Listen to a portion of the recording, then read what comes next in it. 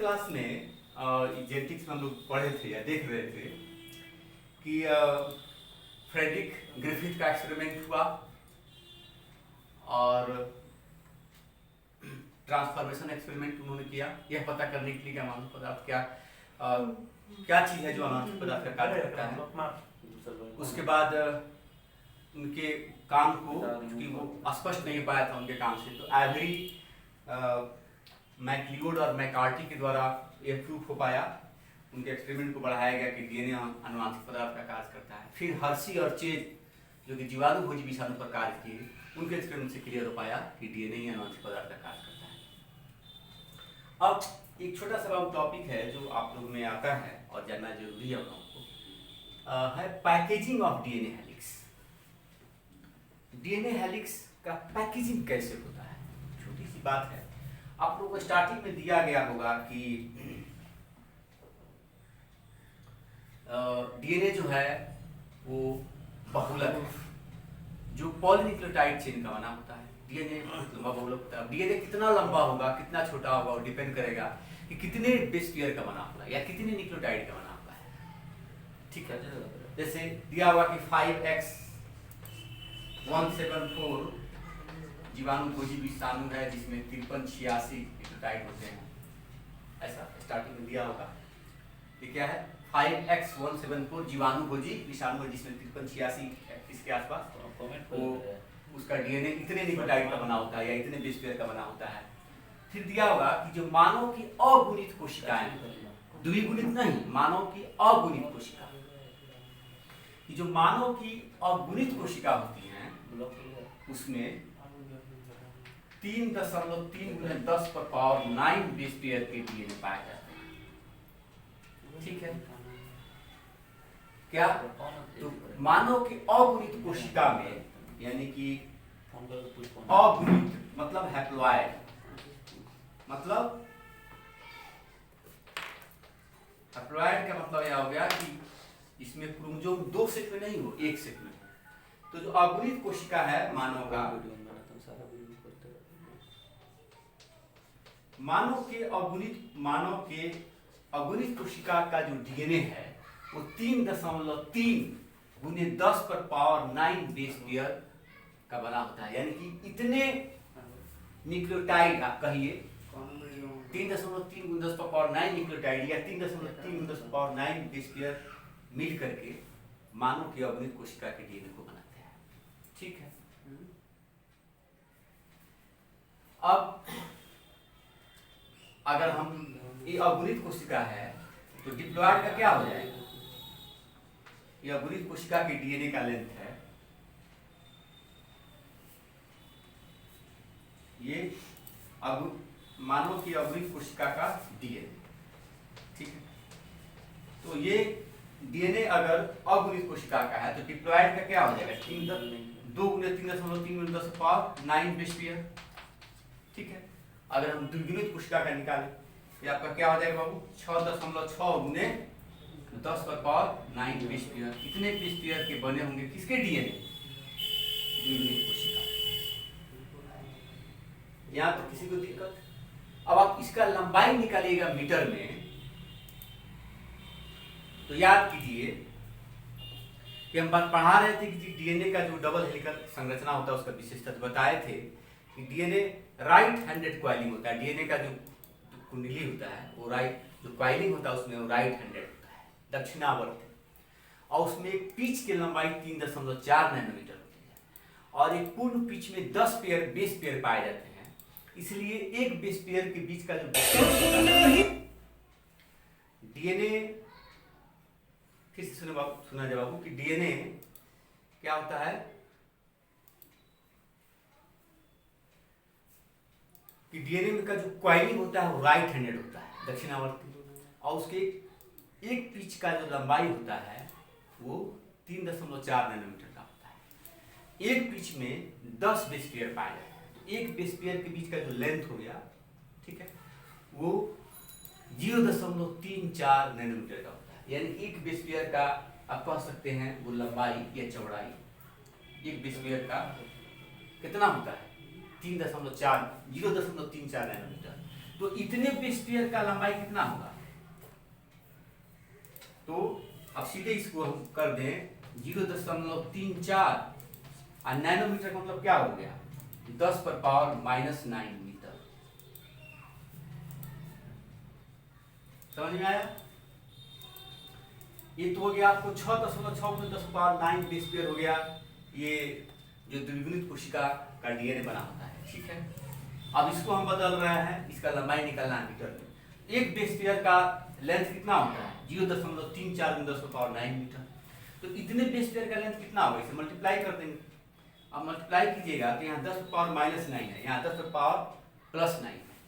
तो बायोलॉजी के बच्चों का थोड़ा मैथ वीक होता है, लेकिन आप समझ लीजिएगा कि -9 है बाबू। जब इसको हम नीचे बदलेंगे, इसको लिख सकते हैं 10⁻−9 लिख सकते हैं 1/10⁻+9। ये नीचे आ जाएगा, यानी कि ये अभी अंश के रूप में है, तो हर में क्या हो जाएगा? 10⁻+9। तो अब 10⁻9 अंश के रूप में रहेगा और हर में रहेगा 10⁻9, तो क्या हो जाएगा? दोनों कट जाएगा, यानी डायरेक्ट काट दिए। अब यहाँ कितना आ जाएगा? 6.6 गुने 0.34 क्या मीटर हो जाएगा, ठीक है। 6.6 गुने 0.34 मीटर। अब जब आप इसको मल्टीप्लाई कीजिएगा तो ये लगभग 2.2 समथिंग के रूप में आएगा। 6.6 में 0.34 से मल्टीप्लाई कीजिएगा तो लगभग 2.2 समथिंग आएगा मीटर।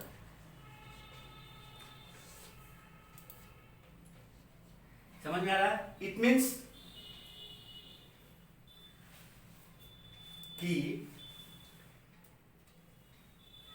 कि मानव के शरीर में, मानव शरीर के द्विगुणित कोशिका के, मानव शरीर के द्विगुणित कोशिका में डीएनए का जो लंबाई होता है वो कितना होता है? लगभग 2 मीटर।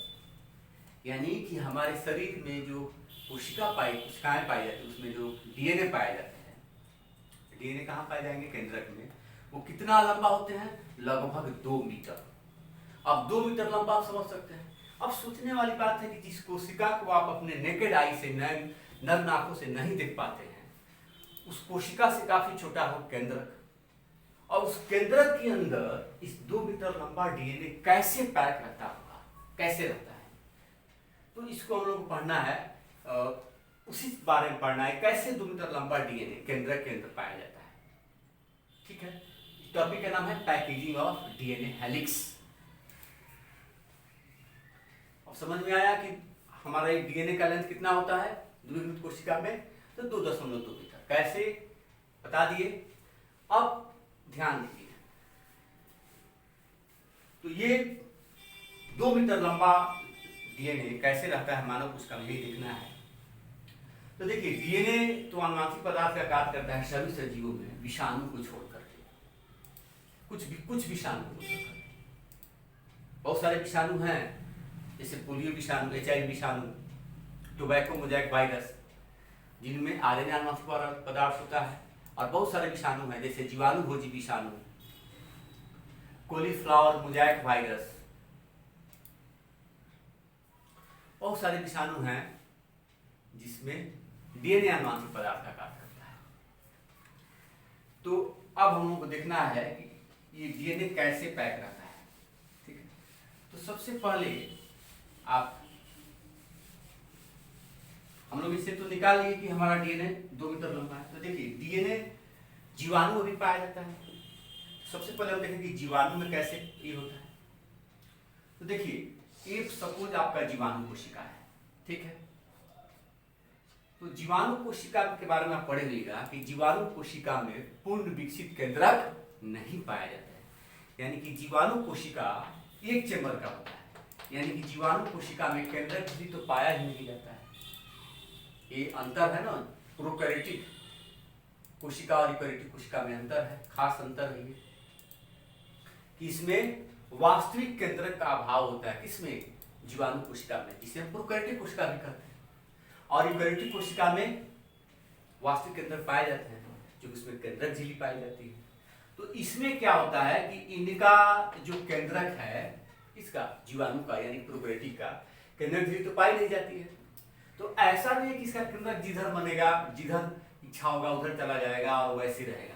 यह भी कह रहा है कि इस कोशिका द्रव के किसी खास लोकेशन में ही इनके जो डीएनए हैं, जो ये भी द्विलड़ी और वृत्ताकार अगर डीएनए है तो ये खास एरिया में मान लो प्रेजेंट है। ये इनका द्विलड़ी वृत्ताकार डीएनए मान लो इस खास एरिया में प्रेजेंट है। इस खास एरिया को कहा जाता है केंद्रकाव या न्यूक्लियाई। क्या कहा जाता है? केंद्रकाव या न्यूक्लियाई। ये केंद्रकाव या न्यूक्लियाई किसको कहा जाता है? तो प्रोकैरियोटिक या असीम केंद्र की कोशिका, जिसका उदाहरण हुआ जीवाणु, उसके केंद्र को कहा जाता है केंद्रकाव या न्यूक्लियाई। मतलब इसमें तो केंद्रक झिल्ली पाई नहीं जाती, तो इनके आनुवंशिक पदार्थ कोशिका द्रव के खास रीजन में पाए जाते हैं, इसे कहते हैं न्यूक्लियाई, जिसमें द्विलड़ी वृत्ताकार डीएनए का प्रेजेंट रहता है। तो कह रहा है कि इनके डीएनए कैसे पैक रहते हैं? तो कह रहा है इनके जो डीएनए हैं, ये डीएनए भी कुछ खास प्रोटीन के साथ, जिसे कहते हैं नॉन हिस्टोन प्रोटीन। ध्यान दीजिए, हिस्टोन प्रोटीन ये यूकैरियोटिक डीएनए का खास लक्षण है। हिस्टोन प्रोटीन यूकैरियोटिक डीएनए पाए जाते हैं और नॉन हिस्टोन प्रोटीन पाए जाते हैं किसमें? नॉन हिस्टोन प्रोटीन पाए जाते हैं प्रोकैरियोटिक डीएनए के साथ, जैसे एस्पर्मीन, एस्पर्माइडीन। एस्पर्मीन और एस्पर्माइडीन ये जो प्रोटीन है वो नॉन हिस्टोन प्रोटीन का एग्जांपल हुए। तो ये इनके डीएनए कुछ खास नॉन हिस्टोन प्रोटीन के साथ, नॉन हिस्टोन, इनका डीएनए, किसका डीएनए? जीवाणु का। ये जीवाणु है जो प्रोकैरियोटिक कोशिका है। कह रहा है कि इनका डीएनए कुछ खास तरह के नॉन हिस्टोन प्रोटीन के साथ बंध जाता है और इससे बंध करके अपना एक इस कोशिका द्रव के खास एरिया में पाया जाता है। तो इसमें डीएनए का पैकेजिंग उतना कठिन नहीं होता है, सरल होता है। बस इतना ही यहाँ ध्यान देना है कि जो प्रोकैरियोटिक कोशिका है, जिसका उदाहरण जीवाणु हुआ, उसमें केंद्रक झिल्ली नहीं पाई जाती है, वास्तविक केंद्र का अभाव होता है। उसमें केंद्रक को हम कहते हैं न्यूक्लियाइड या केंद्र का। उसमें इसका जो डीएनए होता है वो कोशिका द्रव के खास एरिया में पाया जाता है। इनमें इनका डीएनए कुछ नॉन हिस्टोन प्रोटीन के साथ बंध करके, टैग हो करके पड़ा रहता है। इसमें कोई खास दिक्कत नहीं है। अब आते हैं हम मानव के बारे में। मानव कोशिका में डीएनए कैसे पैक रहता है? तो अभी हमने एक्सपेरिमेंट, अभी हमने दिखा है, हमने निकाला था कि मानव की द्विगुणित कोशिका में डीएनए का लंबाई कितना है? लगभग 2 मीटर। तो मानव क्या बात होता है? तो हमने ध्यान दीजिए कि हमारा जो डीएनए होता है या किसी का भी डीएनए, वो डीएनए निगेटिव चार्ज होता है, डीएनए ऋणावेशित होता है। डीएनए क्या होता है? हमारा डीएनए का खास बात है, पहला कि एसिडिक नेचर का है।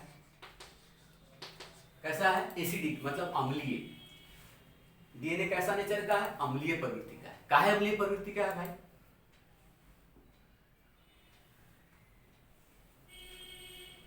तो आप इसको खोजिए, काहे अम्लीय प्रवृत्ति का है।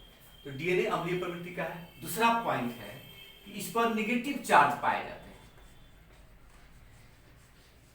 ऋणावेशित होते हैं। डीएनए कैसा होते हैं? ऋणावेशित, निगेटिव चार्ज पाया जाता है और ये एसिडिक प्रकृति होते हैं। काहे ऋणावेशित होता है? तो डीएनए में पाया जाता है ना फॉस्फेट, H3PO4, तो वही PO4 माइनस, वो फॉस्फेटिक आयन पाए जाते हैं, ऋणावेशित आयन पाए जाते हैं। ठीक है, तो डीएनए पर ऋणावेश पाया जाता है, ऋणावेशित होते हैं और एसिडिक होते हैं। कोई दिक्कत? और हम इसमें जो प्रोटीन होता है, ठीक है, वो प्रोटीन कैसा होता है? इसमें इनके साथ जो प्रोटीन होता है वो हिस्टोन प्रोटीन होता है। तो ठीक उल्टा जो प्रोटीन है डीएनए में, वो आपको बेसिक नेचर का होता है, मतलब क्षारीय प्रकृति का होता है और इस पर धन आवेश पाए जाते हैं। ये धनावेशित होता है। कौन? प्रोटीन। कौन प्रोटीन? हिस्टोन प्रोटीन, जो वास्तव में डीएनए के साथ पाया जाता है। अब बुक में लिखा होगा कि इस पर पॉजिटिव चार्ज कितना पाया जाएगा, वो डिपेंड कर रहा है कि प्रोटीन जिस अमीनो अम्ल का बना है उसके साइड चेन में कितने पॉजिटिव चार्ज वाले कंपाउंड हैं, या इस तरह कुछ लिखा होगा, आप ध्यान से पढ़िएगा।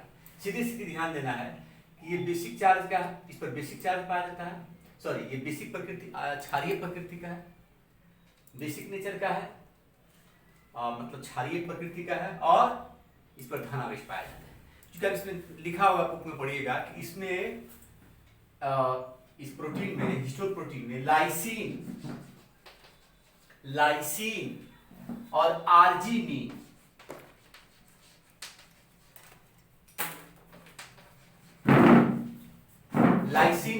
आर्जिनिन नामक अमीनो एसिड ज्यादा पाए जाते हैं हिस्टोन प्रोटीन में, और ये पॉजिटिव चार्ज वाले।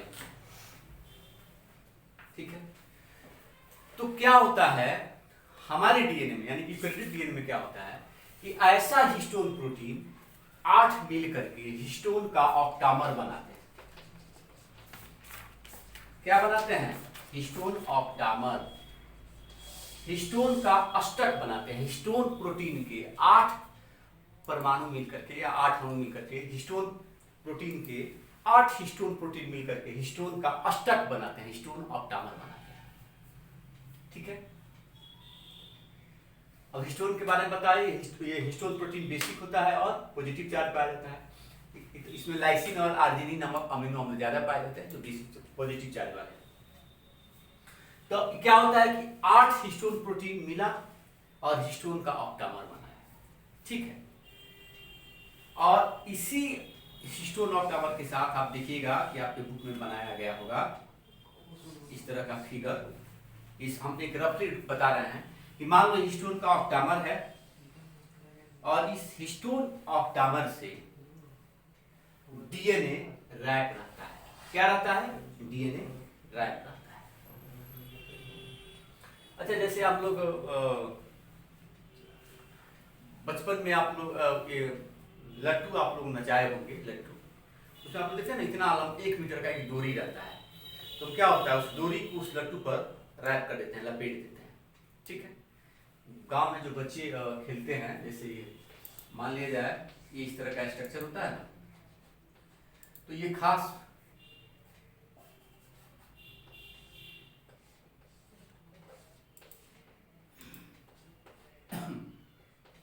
इस पर मान लिया जाए ये रस्सी लपेटा हुआ है, तो एक खास लेंथ का होता है, इतना लंबा एक खास, सपोज 1 मीटर उसमें लपेट दिए। उसी तरह से ये एक हिस्टोन ऑक्टामर है। ठीक है, ये हिस्टोन हमारा ऑक्टामर है जिस पर ये डीएनए रैप रहता है।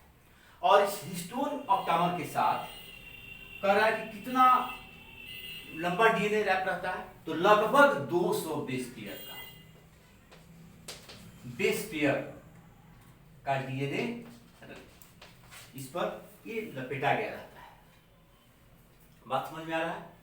तो इस हिस्टोन, ये क्या है आपका? हिस्टोन ऑक्टामर है।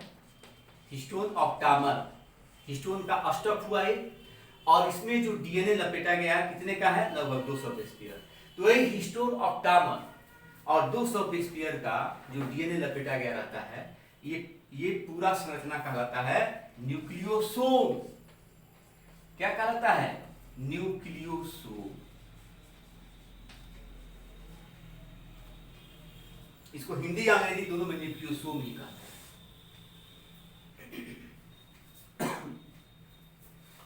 मतलब ये 8 हिस्टोन के प्रोटीन आपस में मिलकर हिस्टोन अष्टक का निर्माण करते हैं, जिसे हिस्टोन ऑक्टामर कहते हैं।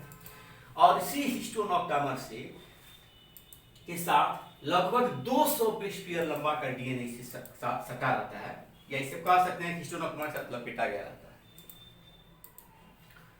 अब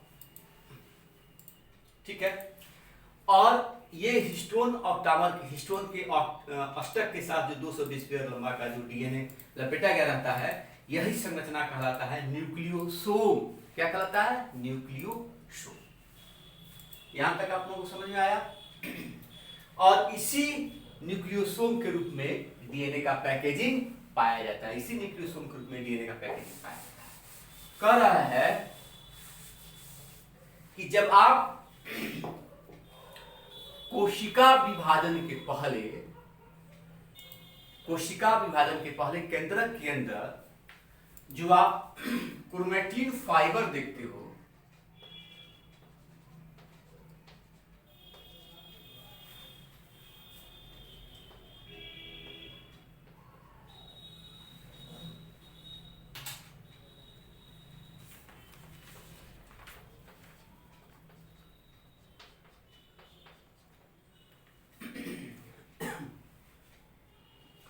कोशिका के अंदर केंद्रक में, कौन कोशिका जो भी विभाजन नहीं करने जा रहा है, तो कोशिका के अंदर केंद्रक में आप देखते हैं ना क्रोमेटिन फाइबर, लंबा पतला धागा जैसा और आपस में उलझा हुआ। जो क्रोमेटिन फाइबर होता है, जब उसको हम इलेक्ट्रॉन माइक्रोस्कोप से देखते हैं तो ये लगता है, ये देखने में like beads on a string. संरचना के रूप में ये दिखाई पड़ता है। बीड्स ऑन स्ट्रिंग मन हुआ, बीड्स मन हो गया दाना, स्ट्रिंग मन हो गया धागा। जैसे होता है ना मोती का माला होता है, तो ये मान लो एक धागा है, उसमें ये मोती गुथा हुआ है। तो ये जब आप इलेक्ट्रॉन माइक्रोस्कोप से देखते हैं तो ऐसा ही स्ट्रक्चर दिखाई पड़ता है। इसे कहते हैं beads on string. String STRING, string मतलब होता है धागा, बीड्स होता है दाना। जैसे लगता हुआ है कोई धागा है जिसमें दाना पिरोया हुआ है, और ये जो दाना दाना जैसा दिखाई पड़ता है वो क्या है? वो सारे न्यूक्लियोसोम है। वो सारे क्या होते हैं? न्यूक्लियोसोम। N मतलब यहां हम क्या लिखे हैं? न्यूक्लियोसोम। बात समझ में आया? तो इस तरह से हमारे डीएनए में पैकेजिंग होता है।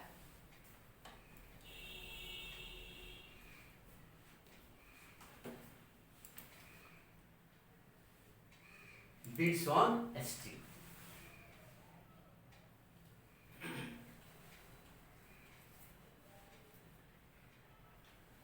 बात समझ में आ रहा है?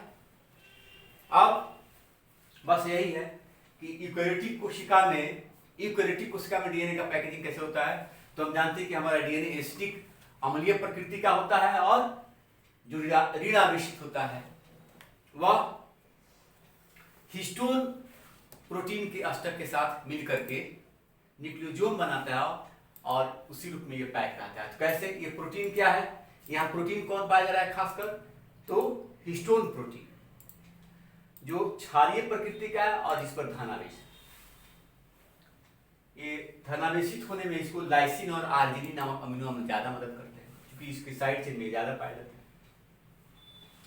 अब कह रहा है कि ये 8 हिस्टोन प्रोटीन मिले आपस में, तो हिस्टोन का अष्टक बना, हिस्टोन का ऑक्टामर बना, और उसी से ये डीएनए लपेटा गया रहता है। तो लगभग 200 बेस पेयर लंबा डीएनए हिस्टोन के ऑक्टेट के साथ लपेट करके, यानी कि इसे सट करके सटा रहता है, और यह स्ट्रक्चर कहलाता है न्यूक्लियोसोम। यानी कि हिस्टोन के अष्टक के साथ जो 200 बेस पेयर लंबा जो डीएनए सट जाता है, अटैच हो जाता है, उससे एक संरचना बनता है, इसे कहते हैं न्यूक्लियोसोम। और जब हम इलेक्ट्रॉन माइक्रोस्कोप से जब कोशिका के अंदर केंद्रक में जब हम क्रोमेटिन फाइबर को देखते हैं तो ये ऐसा ही दिखाई पड़ता है। ठीक है? जैसे लगता है कि बीड्स ऑन ए स्ट्रिंग, कोई धागा है जिस पर दाना पिरोया गया है। ठीक है? तो दाना क्या होता है? वही न्यूक्लियोसोम। बस, और इसी रूप में यूकेरियोटिक कोशिका में डीएनए का पैकेजिंग रहता है। बात समझ में आ रहा है? आप जैसे देखिए ना, ये हम लोग पढ़े होंगे कि लंबा पतला धागा है, तो ये फाइनली छोटा और मोटा होकर क्या बनाया? क्रोमोसोम बनाता है। ठीक है? अब ये क्रोमोसोम हम देखते होंगे कि ये 2 धागे का बना होता है। प्रत्येक धागा क्या कहलाता है? क्रोमेटिड। इस क्रोमेटिड को जो हम खींचते हैं, इस क्रोमेटिड को, ये क्या हुआ? Chromatin fibre. ये क्या हुआ? गुणसूत्र या क्रोमोसोम। तो प्रत्येक गुणसूत्र या क्रोमोसोम 2 धागा का बना है, इसे कहते हैं क्रोमेटिड। इसको जो हम खींचेंगे तो ये पहले ये स्ट्रक्चर बनता है, इसे कहते हैं सोलेनॉइड। क्या बनता है? सोलेनॉइड बनता है, सोलेनॉइड स्ट्रक्चर। और ये फाइनली जो हम खींचते हैं तो आपको संरचना मिलेगा ऐसा, ये डीएनए इसमें मिलेगा, और हम खींचेंगे तो फाइनली ये संरचना ऐसा दिखाई पड़ता है। अब आप बुक को रीडिंग डालिए, सारी बात समझ में आ जाएगी। अब कह रहा है कि जो फाइनली पैकेजिंग होता है उसमें कुछ और भी प्रोटीन मदद करते हैं, ठीक है। या डीएनए जो बिट्स और स्ट्रिंग हुआ और फाइनली क्रोमेटिड जो संघनित होता है, क्रोमेटिड के अंदर डीएनए संघनित रहते हैं, तो डीएनए का जो फाइनली पैकेजिंग होता है उसमें कुछ और भी प्रोटीन मदद करते हैं जिसे हम नॉन हिस्टोन प्रोटीन कहते हैं, ठीक है। अब कह रहा है कि यानी कि इस पैकेजिंग में कुछ और भी प्रोटीन मदद करते हैं जो हिस्टोन प्रोटीन के अलावा होते हैं जिसे नॉन हिस्टोन प्रोटीन कहते हैं। कह रहा है कि जब आप इलेक्ट्रॉन माइक्रोस्कोप देखिएगा तो ये जो क्रोमेटिन फाइबर बना, इस क्रोमेटिन फाइबर में देखने पर मिलेगा इस तरह का संरचना कि इस धागा पर लगेगा कि कुछ जगह जो टाइटली पैक है और डार्कली स्टेंड, टाइटली पैक और डार्कली स्टेंड, मतलब जो आपस में ये जैसे एक धागा हुआ तो इस तरह का संरचना दिखाई पड़ेगा। ये जो हम इसे देख रहे हैं ये लाइट बैंड है, हल्का दिखाई पड़ रहा है, हल्का रूप से अभिरंजित और लूजिली ढीला ढाला। ये संरचना है ढीला ढाला, यह जो संरचना है ये आपका थोड़ा सा ढीला ढाला है और हल्का है, तो हल्का रूप से कलर्ड है, अभिरंजित और थोड़ा ढीला ढाला है। और यह जो संरचना देख रहे हैं ये डार्कली स्टेंड है, ये थोड़ा सा ज्यादा अभिरंजित है, ये ज्यादा कलरफुल होगा और टाइटली पैक होगा आपस में। तो ऐसा संरचना कहलाता है हेट्रोक्रोमैटिन। हेट्रोक्रोमैटिन पूछा जाता है अंतर, ये क्या है? हेट्रोक्रोमैटिन। ये बाबू क्या है संरचना? हेट्रोक्रोमैटिन। हेट्रोक्रोमैटिन कैसा संरचना होगा? तो क्रोमैटिन फाइबर पर कुछ जगह हम देखते हैं जो टाइटली पैक है, टाइटली पैक मतलब कह सकते हैं आपकी टाइटली पैक, यहां सेंस क्या है, काफी संघनित एरिया है यह और थोड़ा ये डार्कली स्टैंड जो अलग से दिखाई पड़ जा रहा है, ये थोड़ा मोटा क्षेत्र है और क्लियर दिखाई पड़ रहा है। और यह जो रीजन होता है, चाहे यह जो रीजन है, यह जो रीजन है या यह जो रीजन है, वो लूजली पैक है, ढीला ढाला दिखाई पड़ रहा है और हल्का इसका कलर दिखाई पड़ रहा है। तो इसको कहते हैं हेट्रोक्रोमैटिन, जो टाइटली पैक है और डार्कली स्टैंड है। स्टैंड मतलब जो कलर किया हुआ, और इसको कहते हैं यूक्रोमैटिन।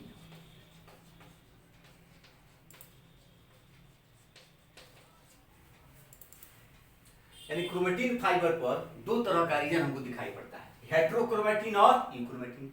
ये टाइटली पैक है और डार्कली स्टैंड है, मतलब ये थोड़ा ज्यादा कलर माने कलर है इसका, कह सकते हैं आप। डार्कली स्टैंड मतलब अधिक अभिरंजित और पैक है ज्यादा, हेट्रोक्रोमैटिन।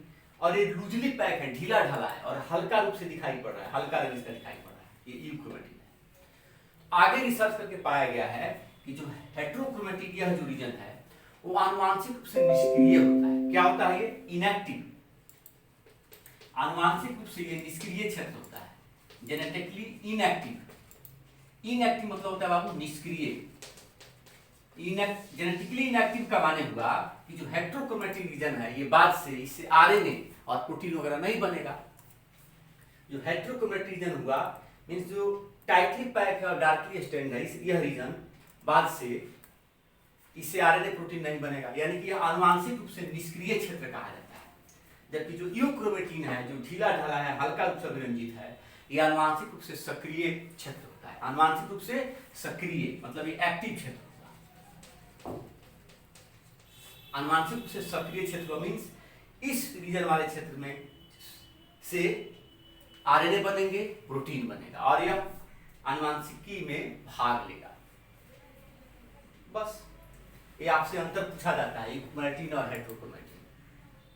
तो हेट्रोक्रोमैटिन क्रोमैटिन फाइबर पर पाया जाने वाला क्षेत्र हुआ जो टाइटली पैक है और डार्कली स्टैंड है।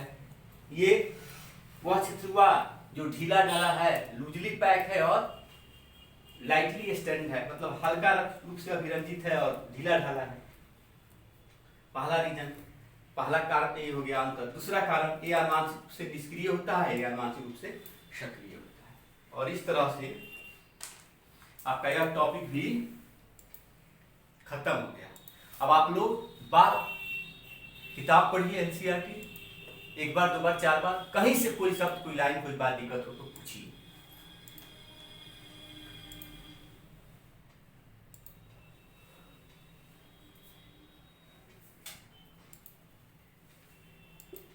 और अगर किसी बच्चा को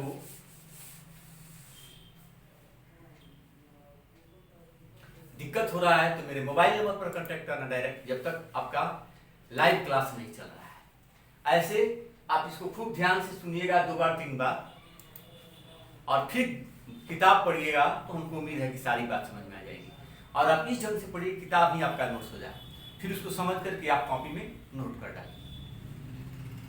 जब भी पढ़ने बैठिए तो आप एनसीईआरटी किताब रखिए और आप कॉपी रखिए। इस तरह से हम लोग आनुवांशिक विज्ञान का जो दूसरा चैप्टर है, इस चैप्टर में हमने क्या क्या देखा, डीएनए का संरचना देखा, फिर हमने देख लिया कि डीएनए ही आनुवांशिक पदार्थ है, ये कैसे प्रयोग से सिद्ध हुआ। फिर हमने देखा कि डीएनए का पैकेजिंग कैसे होता है, केंद्रक में कुछ क्रोमोसोम के साथ कैसे पैक रहते हैं, ये हमने देख लिया। और हम इसके पहले जब डीएनए का संरचना बताए थे तो उस समय यह भी बता दिए थे कि डीएनए और आरएनए में कौन बेटर आनुवांशिक पदार्थ माना जाता है। तो उसमें हम चर्चा में बहुत बताए होंगे कि कोशिका के अंदर केंद्रक में अगर 3 पदार्थ पाया जा रहा है, मतलब कोशिका के अंदर केंद्रक में जो पाए जाने वाले पदार्थ है मुख्यतः प्रोटीन है, आरएनए और डीएनए है। इसमें हमने बताया कि प्रोटीन आनुवांशिक पदार्थ का काम नहीं कर सकता है। क्यों?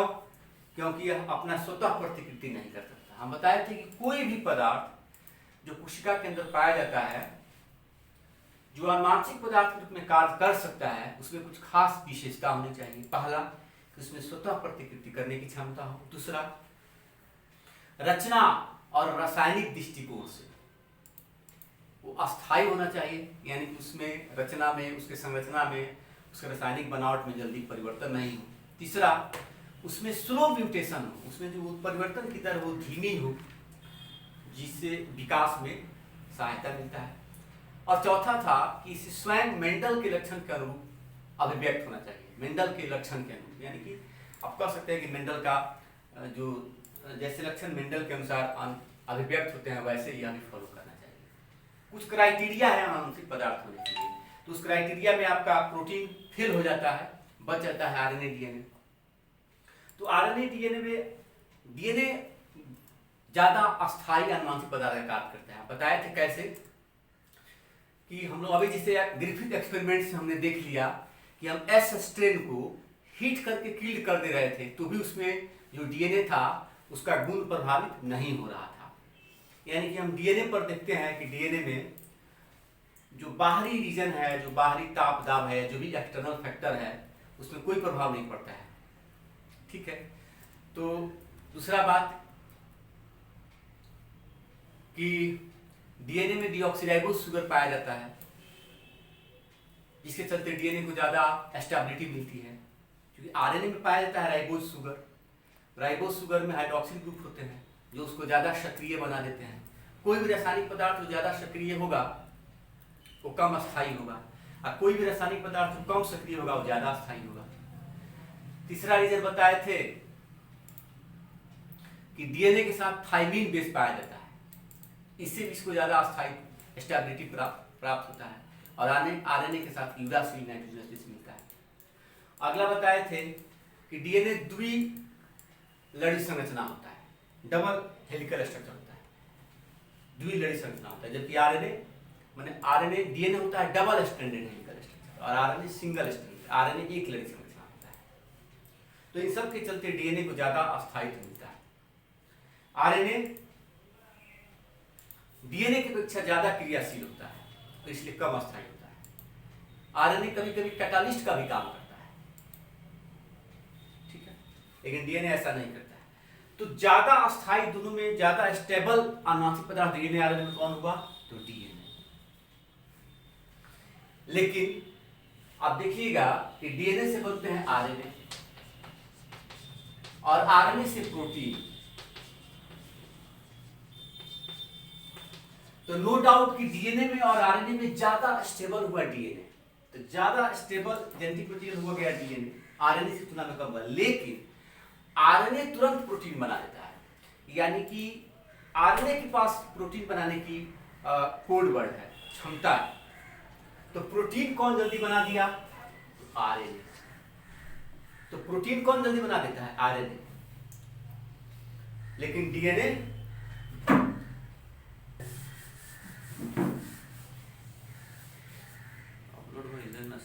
और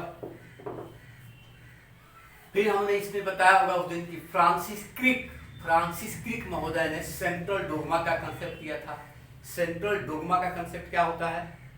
सेंट्रल डोग्मा कहता है कि सजीवों में जो आनुवांशिक सूचनाओं का प्रवाह होता है वह एक दिशीय होता है। सजीवों में आनुवांशिक सूचनाओं का प्रवाह एक दिशीय होता है, हमेशा डीएनए से आरएनए और आरएनए से प्रोटीन। और इस सेंट्रल डोग्मा जो फ्रांसिस क्रिक के द्वारा दिया गया था, इसका अपवाद क्या होता है? तो कुछ विषाणु जैसे एचआईवी विषाणु, उसमें आनुवांशिक सूचना का प्रवाह एक दिशीय नहीं हो पाता है, वो दो दिशीय हो जाता है। ये हम उस दिन समझा चुके हैं। तो इस तरह से वह टॉपिक सारा खत्म।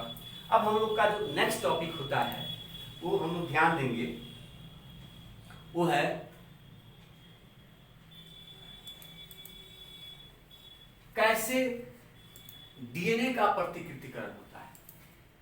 तो जो हम सेंट्रल डोग्मा का फिगर बनाए थे, तो हम बताए थे इस तरह का, आप लोग याद कीजिए।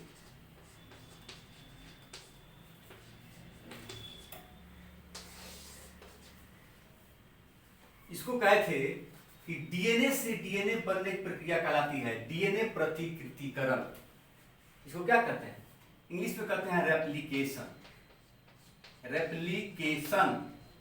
या डीएनए प्रतिकृतिकरण। डीएनए से डीएनए बन जाने की प्रक्रिया क्या कहलाती है? डीएनए प्रतिकृतिकरण। डीएनए से आरएनए बनने की प्रतिक्रिया क्या कहलाती है? अनुलेखन या ट्रांसक्रिप्शन। ट्रांसक्रिप्शन या अनुलेखन। और आरएनए से प्रोटीन बनने की प्रक्रिया क्या कहलाती है? स्थानांतरण या ट्रांसलेशन। आरएनए से प्रोटीन बनने की प्रक्रिया क्या कहलाती है? ट्रांसलेशन या स्थानांतरण। तो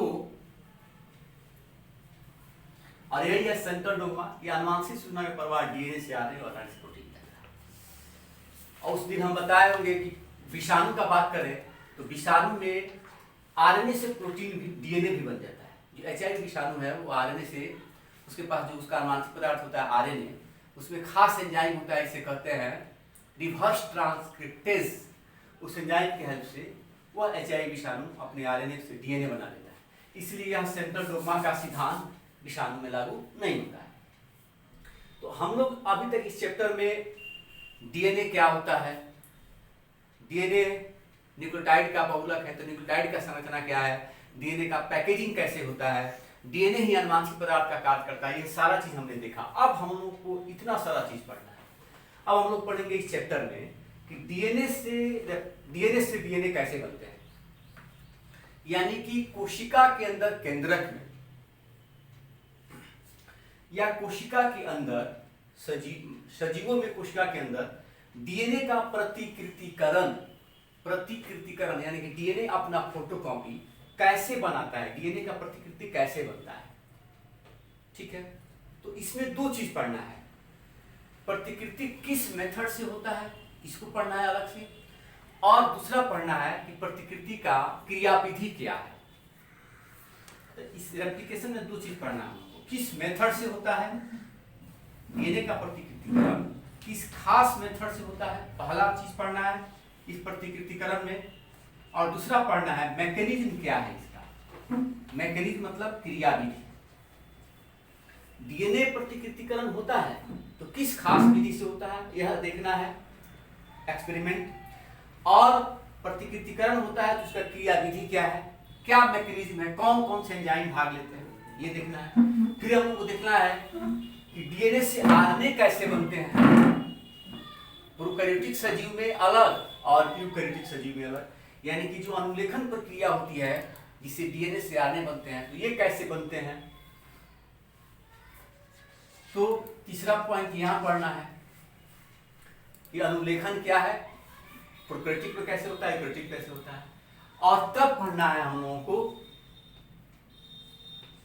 कि स्थानांतरण क्या है, ये कैसे होता है सजीवों में, और लास्ट में पढ़ना है कि यह जो सारी प्रक्रिया घटित होती है कोशिका के अंदर, यह भी नियंत्रित होती है, तो वह कैसे होती है। यानी कि डीएनए जो फाइनली प्रोटीन बनाता है, यानी कि जीन के द्वारा या डीएनए के द्वारा जो फाइनली प्रोटीन बनाता है, यानी कि जीन या डीएनए जो अपना काम कर पाता है, इस काम का भी कोई मालिक होता है, ताकि मनमानी है, जितना मन करे उतना प्रोटीन बना देता है। तो इस पूरे यानी कि प्रोटीन बनने की प्रक्रिया का कोशिका के अंदर नियंत्रण है या नहीं, या होता है तो कैसे होता है, या डीएनए या जीन का जो अभिव्यक्त होकर प्रोटीन बनाने का काम होता है, इसका कोई नियंत्रण है कि नहीं, इसको कहते हैं रेगुलेशन। रेगुलेशन इसे कहते हैं regulation of protein synthesis. Protein बनने की प्रक्रिया का नियंत्रण है कि नहीं, रेगुलेशन हो पाता है कि नहीं, सिंथेसिस इसे कहते हैं रेगुलेशन ऑफ प्रोटीन सिंथेसिस, या regulation of gene expression. Regulation of gene expression यानी कि जीन जो अभिव्यक्त होकर के प्रोटीन बनाता है, उस प्रक्रिया का नियंत्रण कैसे होता है। तो ये हमारा टॉपिक है 5वां। अब हम लोग 1 बाय 1 वही पढ़ेंगे लगातार। ये 5 जो टॉपिक है इसको हम लोग पढ़ेंगे, तब छोटा छोटा टॉपिक रह जाएगा मानव जीनोम प्रोजेक्ट और डीएनए अंगुली छापी। आप लोग से फिर रिक्वेस्ट है कि आप जब भी पढ़ने बैठे एनसीईआरटी बुक जरूर लें, एक रफ कॉपी एक पेन लें, कोई दिक्कत हो तो बात से बताएं और मन लगाइए। आप लोगों का बायोलॉजी बहुत अच्छा होगा, बहुत अच्छा कीजिएगा। पहले के बैच में 94 मार्क्स आ चुका है बायोलॉजी में, 94 हाईएस्ट है, इसलिए ध्यान देना है, आगे इसको तोड़ना है ब्रेक को। धन्यवाद।